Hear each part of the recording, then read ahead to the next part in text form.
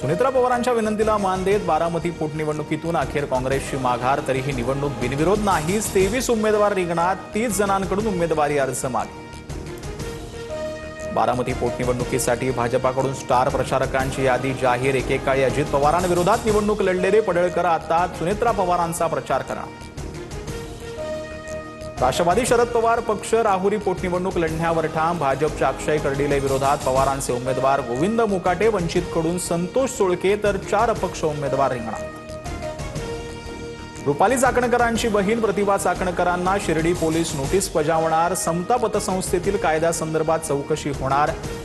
खात्यांना अशोक खरात नॉमिनी असून 2,40,00,000 रुपयांचा व्यवहार झाल्याची माहिती।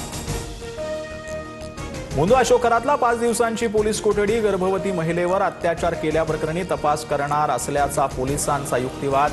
खरात तपासात सहकार्य करत नसल्याची माहिती। अत्याचारी भोंदू अशोक खरात विरोधात 14वा गुन्हा दाखल। मिरगाव येथील जमीन खरेदी प्रकरणात खरातसह पत्नीवर फसवणुकीच्या गुन्ह्याची नोंद। चौकशी सुरू। कवडीमोल भावात कोट्यावधींची जमीन घेतल्याचा माळी कुटुंबाचा आरोप।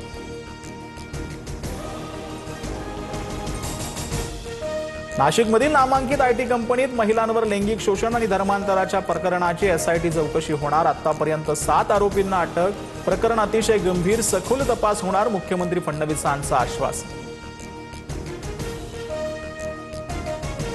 बीडमध्ये मुख्यमंत्र्यांच्या सभेत धनंजय मुंडेंना मंत्री करण्याची मागणी। मुंडे समर्थकांच्या घोषणा। बीडमधील गहिनीनाथ गडाच्या 94व्या नारळी सप्ताहाच्या कार्यक्रमातील प्रकार।